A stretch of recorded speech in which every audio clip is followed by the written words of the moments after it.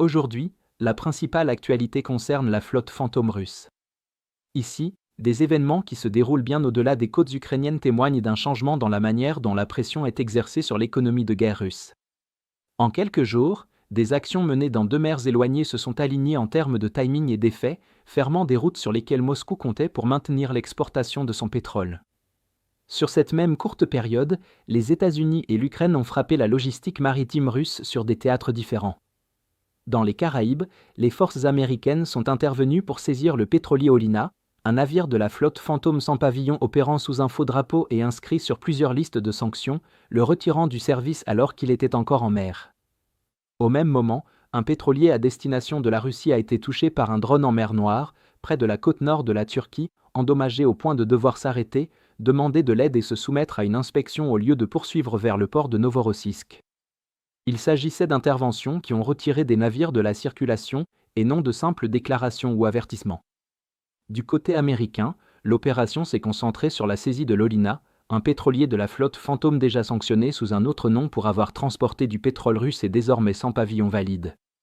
Des patrouilleurs de la garde côtière américaine sont intervenus pour monter à bord du navire dans les eaux caribéennes, conformément au droit international, marquant le 3e pétrolier lié à la Russie à passer sous contrôle américain en seulement 2 jours. Cette saisie s'inscrit dans une campagne plus large de répression visant les pétroliers de la flotte fantôme transportant du brut vénézuélien ou liés à la Russie, qui retirent discrètement des navires de la circulation avant qu'ils n'achèvent leur trajet. À l'autre bout de la route, la frappe ukrainienne a visé un pétrolier transitant par la mer Noire en route pour charger du brut russe. L'attaque par drone a causé des dégâts visibles sur le pont et dans la salle des machines, stoppant la progression du navire et déclenchant une demande d'assistance auprès des gardes-côtes turcs. Comme le navire était vide au moment de l'attaque, aucune fuite de pétrole n'a eu lieu et aucun membre d'équipage n'a été blessé, mais le voyage a été complètement interrompu. Pour un navire opérant avec des horaires serrés et des marges réduites, cette interruption comptait autant qu'une destruction. L'alignement de ces actions était délibéré, exerçant une pression sur la logistique maritime russe depuis les 2 extrémités en même temps. Avec des saisies dans l'Atlantique et les Caraïbes et une frappe en mer Noire, la Russie fait désormais face à des perturbations sur toutes les grandes routes maritimes dont elle dépend, au lieu d'une pression concentrée sur une seule zone contestée. Cela marque un nouveau sommet dans les opérations contre la flotte fantôme, où l'application des mesures n'est plus absorbée localement mais s'exerce simultanément sur plusieurs mers, réduisant les itinéraires de repli et mettant fin à l'idée que les pétroliers peuvent simplement contourner les problèmes. Ce qui a changé cette semaine, c'est que les États-Unis sont passés des sanctions et de la surveillance à l'application directe en mer, coordonnant leurs actions avec les frappes ukrainiennes en temps réel. En conséquence, la question centrale pour la Russie n'est plus de savoir où rediriger la cargaison, mais si un voyage peut être mené à terme sans interruption. Concrètement, en plus de cela, la Baltique fait déjà l'objet d'une surveillance accrue, et les transits à proximité des côtes de l'OTAN comportent un risque d'interception de plus en plus élevé. Pour compenser, les pétroliers empruntent des itinéraires plus longs, contournent les zones contrôlées, stationnent au large pour attendre la fin des patrouilles et évitent les points de passage obligés dès que possible. Chacune de ces décisions ajoute de la distance, du temps et des coûts, et un voyage qui suivait autrefois la route commerciale la plus courte nécessite désormais de longs détours.